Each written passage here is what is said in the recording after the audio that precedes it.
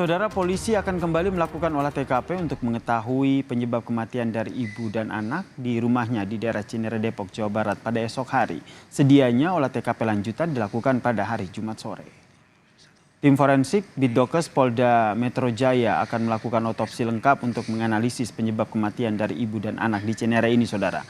Tim juga akan melakukan otopsi secara psikologis dengan melibatkan asosiasi psikologis forensik. Akan melibatkan APSIFO, Asosiasi Psikologi Forensik, yang akan menganalisis secara retrospektif otopsi psikologi. Karena dari tulisan itu dalam bahasa Inggris tulisannya ya, akan terlihat kira-kira apakah kalau memang ini benar tulisan daripada jenazah, apa motivasinya.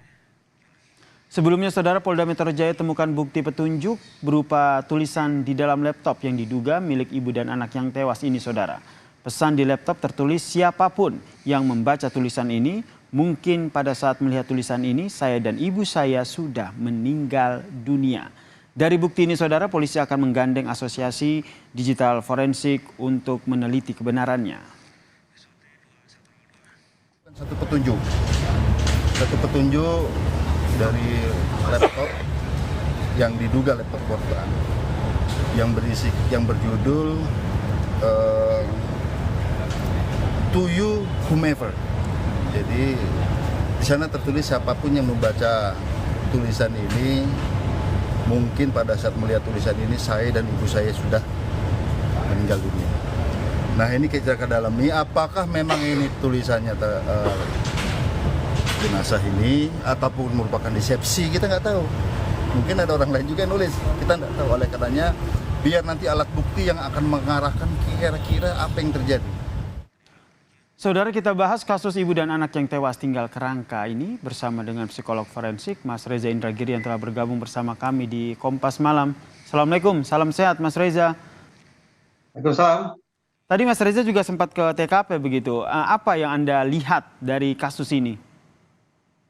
Ya, kalau sekedar melihat dari luar tentu tidak banyak atau bahkan bisa dikatakan tidak ada fakta yang membantu saya untuk membangun dugaan-dugaan. Tapi justru informasi dari Kompas TV bahwa di TKP ditemukan secarik surat atau catatan bertuliskan to you whomever, ini boleh jadi justru memberikan potret tentang kondisi mereka yang meninggal dunia pada saat itu, sekiranya tulisan itu betul-betul mereka yang membuatnya. Indikasi atau potret psikologis itu adalah terletak pada terutama penggunaan kata whomever atau siapapun. Ini memberikan gambaran bahwa seolah-olah paling tidak keluarga tersebut tidak mengirimkan pesan itu kepada pihak tertentu secara spesifik. Inilah cerminan adanya jarak sosial antara mereka dengan pihak-pihak di luar rumah tersebut, baik itu keluarga ataukah teman, apalagi tetangga. Nah, jarak sosial yang sedemikian jauh yang terwakili oleh kata whomever, bukan pihak yang spesifik, itu boleh jadi akan menambah data statistik tentang depresi sebagai penyebab utama kenapa orang memutuskan untuk mengakhiri hidup mereka sendiri. Depresi atau gangguan suasana hati, itulah pintu gerbang tanda petik ideal bagi orang untuk kemudian mengambil pilihan yang keliru dalam kehidupannya. Berarti Anda melihat kasus ini dugaan kematian dari ibu dan anak hingga tinggal kerangka begitu pada saat ditemukan ini karena adanya depresi begitu? Ya, itu memandu saya untuk menduga bahwa boleh jadi kasus ini merupakan kasus bunuh diri. Bagaimana yang dulu sempat kita perbincangkan dalam kasus Kalideres. Namun ingin saya katakan bahwa karena di TKP itu pada waktu itu ternyata ada lebih dari satu jenazah, maka tetap penting bagi pihak kepolisian untuk memastikan secara definitif si A meninggal karena apa, si B meninggal karena apa.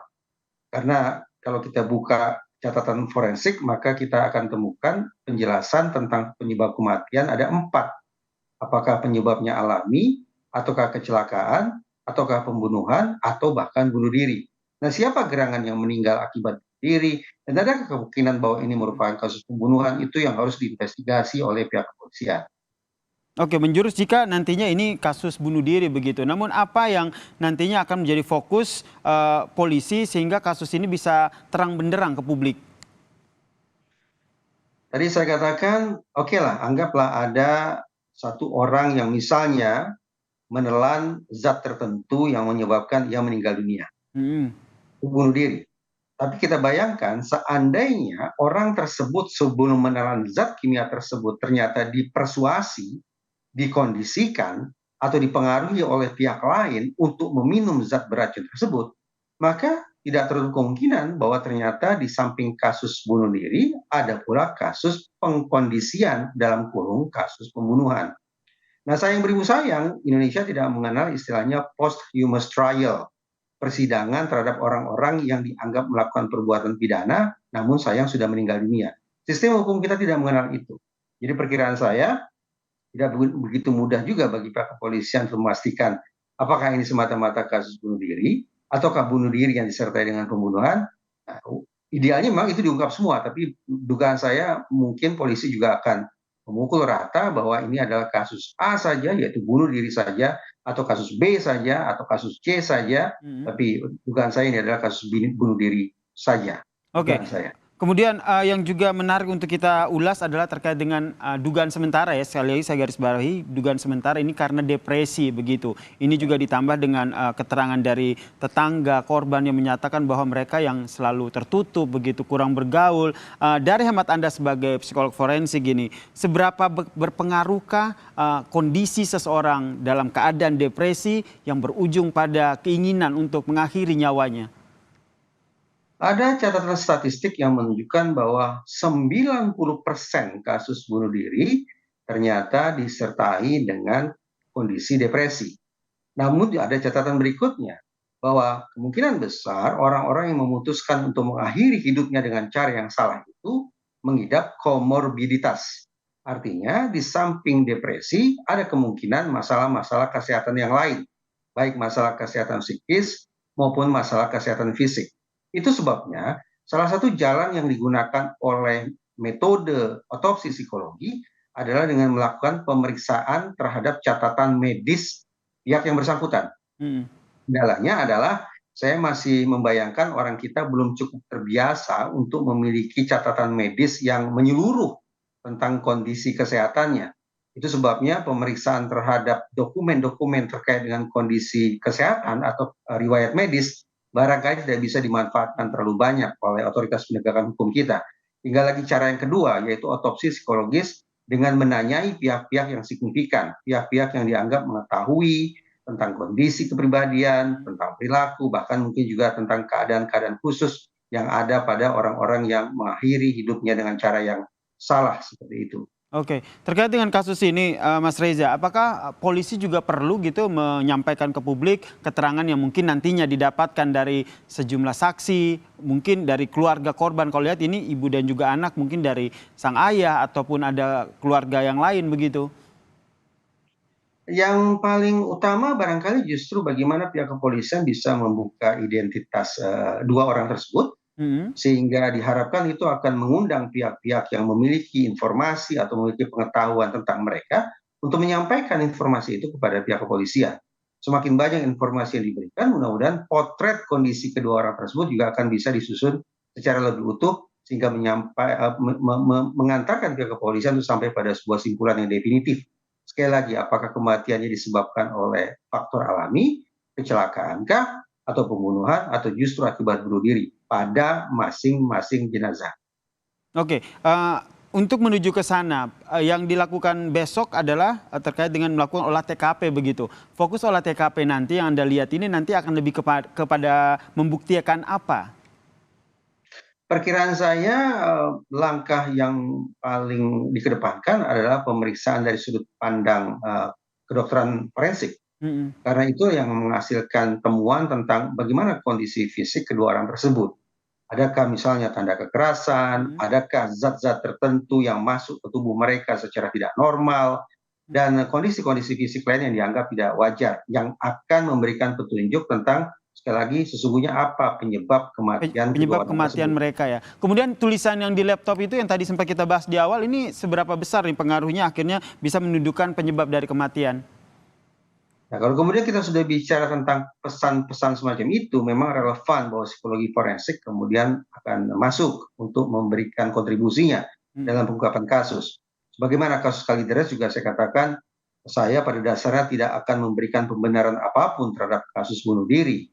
Tetapi, maaf, ketika ada orang yang terpaksa pada akhirnya memilih untuk mengakhiri hidup mereka sendiri, akan tanda petik sangat membantu sekiranya mereka meninggalkan catatan terakhir.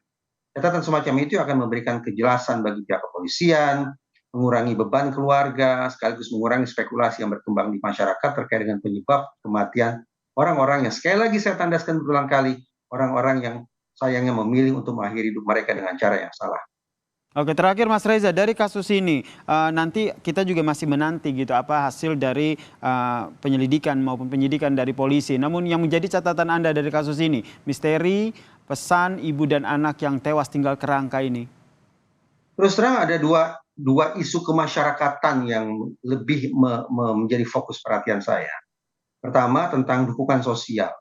Kalaulah kita anggap bahwa depresi merupakan pintu masuk ideal bagi bunuh diri, bagaimana kemudian negara bisa hadir menciptakan fasilitas-fasilitas sosial agar orang-orang yang mengalami depresi tersebut bisa mendapatkan pertolongan. Itu satu hal.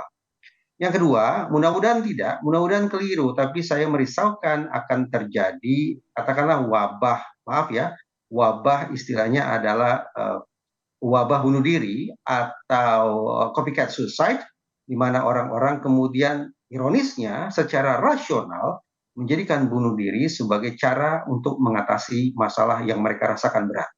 Ini ironi karena ternyata pemikiran yang rasional berujung pada situasi, pada kondisi atau pada akibat yang sangat-sangat kita sesalkan. Padahal kita beranggapan semakin rasional seseorang, maka diharapkan dia akan menemukan cara-cara penyelesaian masalah yang lebih sehat, yang lebih bermartabat, yang lebih bertanggung jawab. Baik, terima kasih Mas Reza Indragiri, psikolog forensik. Terima kasih atas pemaparannya terkait dengan kasus tewasnya ibu dan anak yang tinggal kerangka yang ditemukan di daerah Cinere, Depok, Jawa Barat. Salam sehat Mas Reza.